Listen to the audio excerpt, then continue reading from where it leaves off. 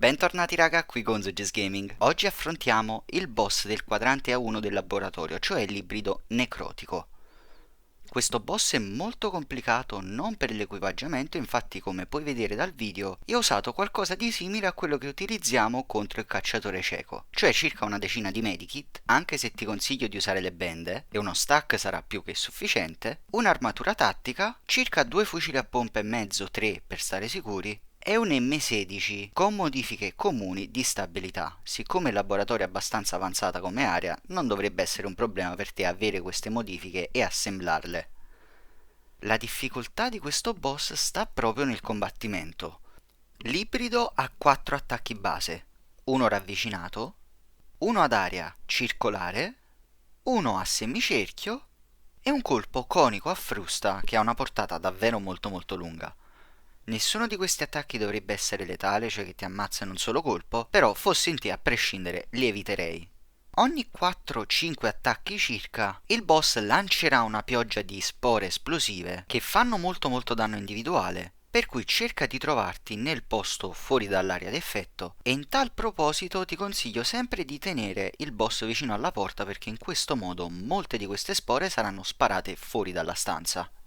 Intanto, 2 parassiti rossi usciranno dai condotti di ventilazione. Non fanno danno, ma una volta che tu ti troverai alla loro portata d'attacco che è molto vicina, faranno un attacco ad aria che non fa danni ma ti stonerà per qualche secondo. Se questo dovesse succedere, il boss automaticamente sparerà un'altra pioggia di spore e le probabilità di morte qui sono davvero molto alte. Per questo io utilizzo la skill della capriola, altrimenti dobbiamo solo essere fortunati sperando che ci troviamo in un punto dove non molte spore ci beccano e quindi potremmo rimanere anche vivi. Il mio consiglio è appunto tenere il boss vicino alla porta, quando escono i parassiti rossi io ci cammino molto velocemente sopra, dopodiché torno in battaglia con l'ibrido. Fin qui tutto semplice, le cose si fanno più complicate quando i suoi HP scendono sotto i 1000. A quel punto insieme ai 2 parassiti rossi potrebbe uscire un enorme parassita giallo da 300 HP che cercherà di raggiungere il boss. Se questo succede allora sei finito perché il boss farà un attacco che è impossibile da evitare e che rende inefficace addirittura anche il rianimatore. Ed è anche per questo che devi tenere il boss vicino alla porta, in questo modo il parassita enorme ci metterà più tempo a raggiungerlo e tu avrai più tempo ad ucciderlo. Qui ci torna utile l'M16 o una delle nuove armi genesi che comunque ti consiglio di conservare per parti più difficili del laboratorio, e potremmo inoltre approfittare dell'attacco stesso del boss per danneggiare i parassiti. Insomma, qui è davvero proprio un gioco di tempismo e devi anche stare attento a come posizioni il tuo personaggio per assicurarti che agganci come bersaglio il parassita giallo perché avrai davvero pochi secondi e poco tempo prima che questo raggiunga il boss.